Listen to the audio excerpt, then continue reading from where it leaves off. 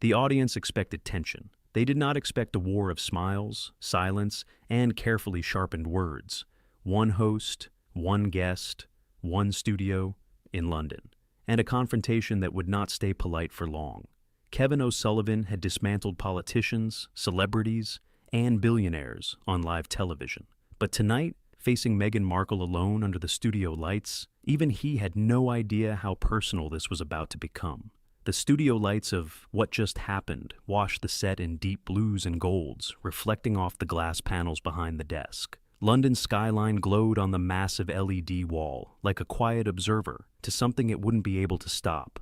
The audience applauded as Kevin O'Sullivan adjusted the papers in front of him, his black blazer crisp, his striped shirt slightly open at the collar, relaxed but alert. Then she walked in. Meghan Markle moved with practiced confidence, her dark hair pulled into a low, elegant bun, wearing a fitted, sleeveless dark green top that contrasted sharply with the cool-toned studio. She smiled for the cameras, not for the room. The mug with Kevin's face branded on it waited on the table between them like a silent joke neither of them acknowledged. Applause rose again. Meghan sat, crossing her legs smoothly, chin high, eyes already scanning Kevin with a polite, distant curiosity, as if she were inspecting furniture rather than a man. Kevin leaned forward slightly, fingers open on the desk. "Tonight, we have Meghan Markle with us," he said in a measured voice. "Welcome." "Thank you," Meghan replied brightly. "I'm happy to be here." The words were warm. The tone was not. Kevin smiled faintly. "You don't visit British studios very often anymore." Meghan tilted her head. "I go where the conversations are meaningful." It was said sweetly. The implication was not. A ripple of light discomfort passed through the audience.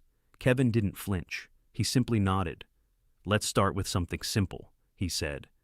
"You've spoken often about reclaiming your voice. Do you feel Britain ever truly listened to you?" Meghan's smile tightened into something polished. "I think Britain listened very closely," she said. "Whether it understood is a different matter." Kevin raised an eyebrow. "That sounds like a diplomatic way of saying the country failed you." "I prefer to say expectations failed reality," she replied calmly. "On all sides." Her tone was smooth, almost rehearsed, but the faint edge beneath it was unmistakable. Kevin noticed it. The audience did too. Kevin folded his hands. "Yet you continue to build your public narrative largely through British and American media. Doesn't that suggest you still care deeply about British opinion?" Meghan let out a soft, amused breath. "Kevin, I care about impact," she said, "not approval." The words landed sharper than her smile suggested. Kevin leaned back a fraction. "Impact without accountability can look an awful lot like control." A flicker passed through Meghan's eyes. "Only if you assume the public is powerless," she replied coolly, "which I sincerely don't." Kevin's lips curved slightly. "Interesting. Because many would argue your public image is managed with remarkable precision." Meghan lifted one eyebrow. "Is that meant to be an accusation or a compliment?" "An observation," Kevin answered. "Then observe this," she said, leaning subtly forward. "Every public figure manages their image. The difference is whether people resent you for doing it well." The audience murmured. A few uneasy laughs followed. Kevin tapped his pen once against the desk. "You make it sound like criticism is always rooted in envy." "Isn't it?" Meghan asked lightly. Kevin's eyes narrowed, just slightly. "Sometimes it's rooted in consequence." Meghan smiled wider. "That's a very British way of romanticizing judgment." The tension thickened, not loud, not explosive, but unmistakably present. This was no longer a friendly interview. This was measurement. Kevin shifted his weight forward again. "Let's talk about perception," he said. "Many feel you left the UK while still demanding moral authority over it." Meghan's eyes hardened for the first time. "That's a false premise," she said. "I left a role. I did not leave responsibility," Kevin countered immediately. "Yet responsibility usually involves proximity." "So does toxicity," Meghan replied without hesitation. A sharp intake of breath swept through the audience. Kevin blinked once. Then he smiled again, but this time it didn't reach his eyes. "I see," he said quietly. "So, Britain was toxic." Meghan shrugged slightly. Certain structures were. You'd know something about that, wouldn't you? The jab was coated in velvet, but it was a jab. Kevin didn't interrupt her this time. He let the silence grow for half a second too long, enough for every viewer to feel it. Well, he said slowly, we've established the tone rather quickly. Meghan lifted her mug, took a slow sip, then set it down deliberately. I prefer efficiency, she said. It saves everyone time. Kevin nodded once. Then let's not waste any. The camera tightened on both faces, 2 smiles, no warmth left between them. And as the audience leaned forward in their seats, one thing had become painfully clear. This interview was no longer about answers. It was about who would lose control first. The smiles were still on their faces. But behind the studio lights, something had already shifted. This was no longer an interview. It had become a contest of endurance. Re-hook, Kevin O'Sullivan had waited long enough, and Meghan Markle had made one critical mistake. She assumed he would keep playing polite. Part 2. When the questions stopped being gentle. The camera pulled back to its wider angle as the applause from the previous exchange faded into an uneasy silence. Kevin glanced at his notes again, but this time he didn't lift the papers. He left them where they were, flat and untouched, as if he no longer needed them. Meghan sat comfortably in her chair, shoulders back, legs crossed, one hand loosely around the mug. She looked unbothered, almost entertained. Kevin spoke again, his tone still controlled, but colder now. You often speak about reclaiming your narrative, he said. Yet critics argue that your public story shifts depending on the platform. One version for American audiences, another for British ones. Which is the real one? Meghan smiled faintly. The one people choose to hear. Kevin's jaw tightened slightly. That sounds like a convenient way to avoid inconsistency. It sounds like reality, she replied. Media filters everything, including your questions. A few people in the audience reacted with soft laughter, nervous, uncertain. Kevin nodded slowly, as if accepting the challenge. Let's test that, he said. You've described your time in the UK as emotionally damaging, yet at the same time, your global recognition comes largely from that period. Do you resent the place that created the platform you now use so freely? Meghan's eyes flicked for a split second, a micro-reaction almost no one would have noticed. Almost. Created, she repeated. That's generous. Kevin leaned back. You disagree? I earned every inch of it, she said calmly. The platform already existed. I simply stood on it better than most. A ripple moved through the audience. Kevin looked directly at her now. So, the institution mattered, but not the people within it? Meghan tilted her head. Institutions don't suffer. People do. That wasn't my question, Kevin replied. And it wasn't a helpful framing, she shot back. The temperature in the studio rose, not in volume, but in pressure. The director cut to a tighter shot. No one wanted to miss a blink. Kevin tapped the desk with 2 fingers. You speak often about truth, he said. Yet several of your personal accounts have been publicly disputed. Journalists, biographers, even former allies have contradicted parts of your story. Are they all lying? Meghan's smile didn't fade, but it hardened. Kevin, she said softly, disagreement is not deception. Neither is verification, he replied. The audience murmured again. Meghan's posture shifted slightly forward now, still controlled but no longer relaxed. Verification by whom? She asked. By tabloids that built empires on distortion? Kevin's voice sharpened just a degree. By records, timelines, witnesses. Meghan gave a slight dismissive shrug. Truth doesn't require consensus, she said. Only conviction. Kevin stared at her for a moment longer than necessary. That's a dangerous philosophy, he said quietly. Only to people who profit from being believed, she replied. A hush fell over the studio. No laughter this time. Kevin inhaled slowly. Let's move to finances, he said, since perception and conviction seem to be central themes. Meghan's eyes flickered again, this time unmistakably. You built a commercial empire on personal storytelling, Kevin continued. Streaming deals, documentaries, speaking tours. Would you accept that your private life has now become your primary product? Meghan's lips pressed together briefly before she answered. I would call it ownership, she said. I decide how my story is told. And the price tag? Kevin asked. Her eyes narrowed. My boundaries are not commodities, she said firmly. Kevin didn't let it go. Yet, everything surrounding them appears to be. Meghan leaned forward for the first time in the interview, resting her forearms lightly on her knees. You're confusing access with ownership, she said, a very common mistake among commentators. Kevin met her gaze without blinking.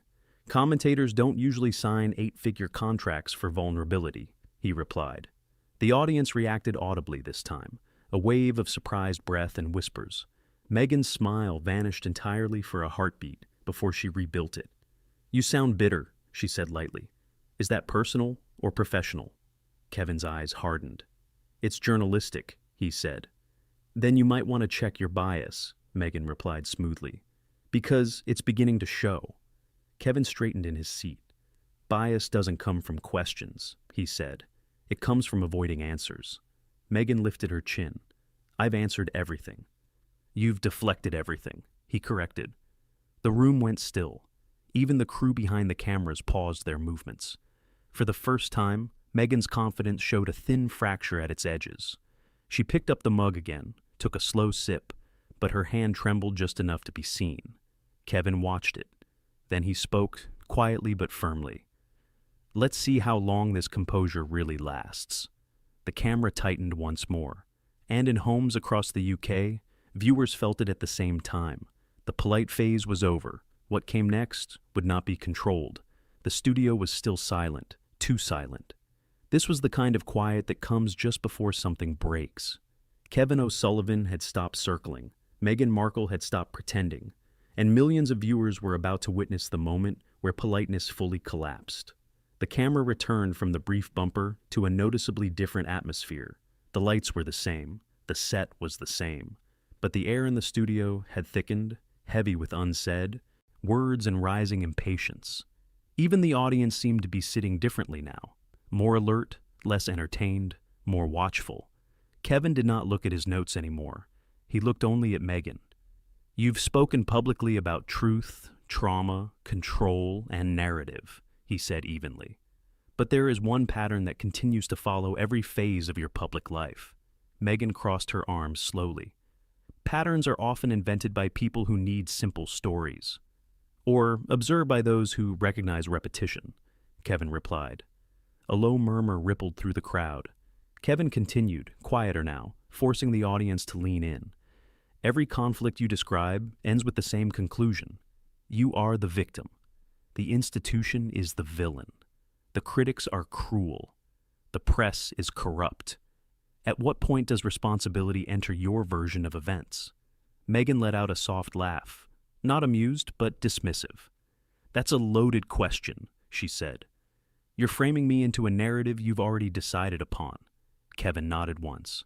Yes, I am, based on years of public record. Meghan's jaw tightened. You sit behind that desk and pretend you're neutral, she said. But you're not. You've never been neutral about me. I'm neutral about power, Kevin replied, and you now possess a great deal of it. She leaned forward again, this time without elegance. There was edge in every movement. You confuse visibility with power, she said, a common mistake among men who think microphones are weapons. The audience gasped audibly this time. A few scattered claps erupted, quickly drowned out by shocked silence. Kevin's expression darkened. Interesting, he said. You regularly speak about breaking stereotypes, yet you're very quick to use them when it suits you. Meghan smiled coldly. I use reality, she replied. You just don't like how it reflects on you. Kevin inhaled slowly, visibly holding his temper in check. Let's talk about public trust, he said. Because it is slipping.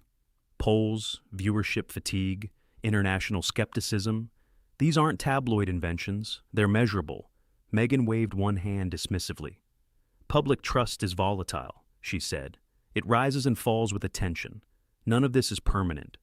Kevin leaned closer across the desk. Then why fight so ferociously to control it?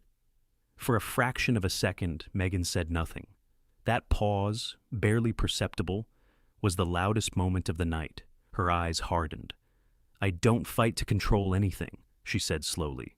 "I fight to survive a system that profits from tearing people apart." Kevin's voice lowered. "Yet somehow, you always emerge with another platform, another deal, another global spotlight." Her lips curled slightly.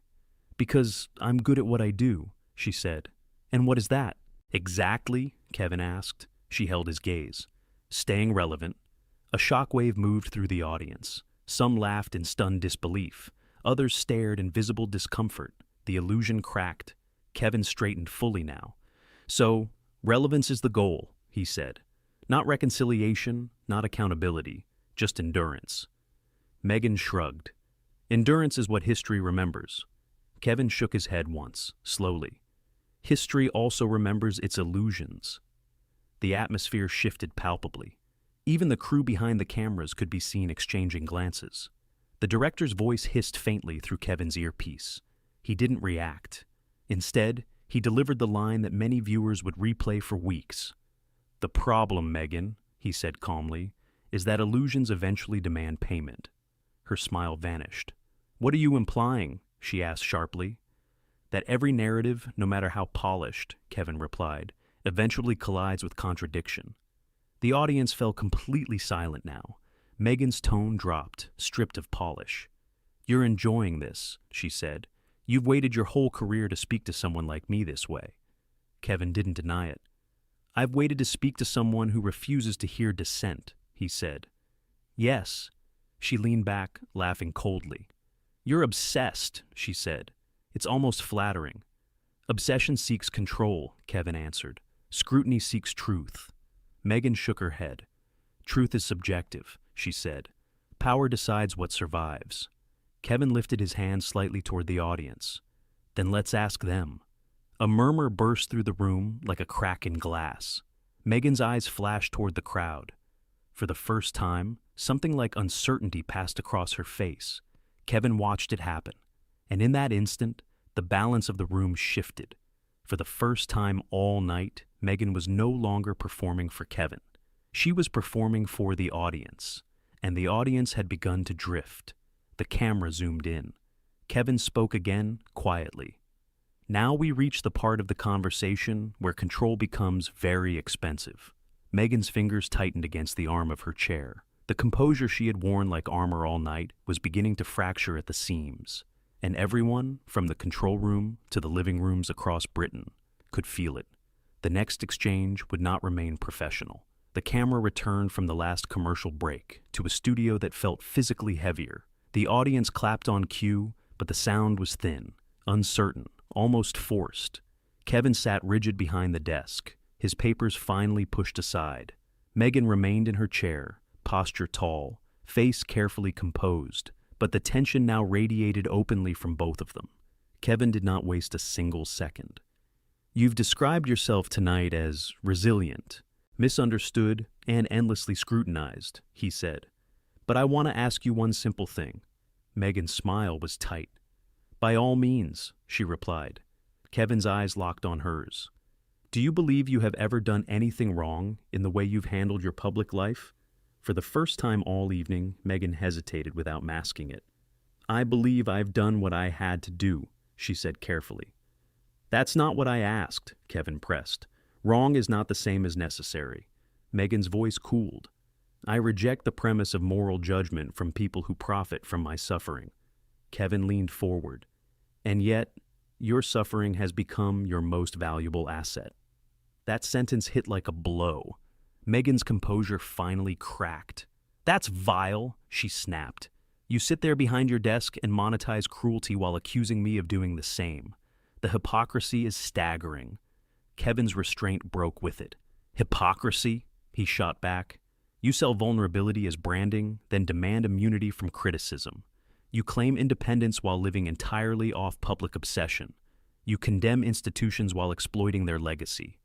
That is not victimhood. That is strategy." The audience erupted. Gasps, shouts, clapping mixed with boos. The director's voice exploded through Kevin's earpiece, but he ignored it. Meghan stood abruptly. "You don't get to define me," she snapped. "You've been waiting years for this little performance." Kevin rose halfway from his chair. And you've spent years rehearsing yours. Meghan's voice sharpened into open contempt. This is exactly what people like you do. You provoke, degrade, and then hide behind journalism when challenged. Kevin's voice boomed now. No, journalism challenges power. Propaganda protects it. And tonight, you walked in expecting to control this room. Meghan pointed at him. You are nothing but a bitter commentator desperate for relevance. Kevin laughed once, short, sharp, humorless. And you are living proof that relevance without accountability eventually turns into arrogance. The control room lights began flashing. A producer rushed toward the stage edge, motioning urgently. The audience was fully divided now, noise crashing through the studio. Meghan turned toward the cameras. Let the world see this, she said sharply. Let them see how women are treated when they refuse to be submissive. Kevin slammed his hand on the desk. Do not hide behind gender when challenged on behavior, he snapped. That is the oldest manipulation in the book. Meghan's eyes blazed. You are finished, she said coldly. Kevin straightened, towering now. No, he replied. This interview is. He turned toward the cameras. Ladies and gentlemen, this was meant to be a conversation. What we witnessed instead was a public relations performance collapsing under scrutiny. Meghan lunged forward a step. You do not get the final word, she snapped. Kevin's voice cut through the noise like a blade. This is my studio, my broadcast, and you no longer control this room. The producer rushed fully into frame now, whispering urgently. The director signaled to fade.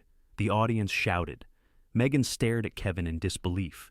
You think you've won? She scoffed. Kevin's answer was quiet and devastating. No, he said, but tonight the audience did. For a heartbeat, neither of them moved. Then Meghan picked up her mug and deliberately dropped it onto the floor, shattering it across the stage. The audience gasped in unison. I'm done being interrogated by small men, she said. Enjoy your little circus. She turned and walked off the set, heels striking the floor in sharp, furious rhythm. Kevin did not chase her. The cameras cut wide. The director's voice screamed for transition. The closing music began playing over the chaos. Kevin remained standing, hands on the desk, breathing heavy. He looked into the lens one final time. Truth, he said, is not something you perform. It is something that survives confrontation. The screen faded to black. Kevin O'Sullivan would later state only, I asked questions. The reaction told the rest of the story. Meghan's team released a statement calling the broadcast a coordinated ambush. But one thing was undeniable. What just happened would never be remembered for another normal episode again.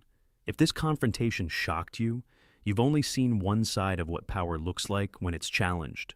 Moments like these don't just reveal who speaks the loudest. They reveal who stands when the spotlight turns unforgiving. If you want more true-to-life confrontations, hidden power struggles, and stories that expose what really happens when the cameras don't protect anyone anymore, hit like to support the channel, subscribe so you don't miss the next story, and tell us in the comments, whose side were you on, Kevin or Meghan? Because the next confrontation is already waiting behind the curtain.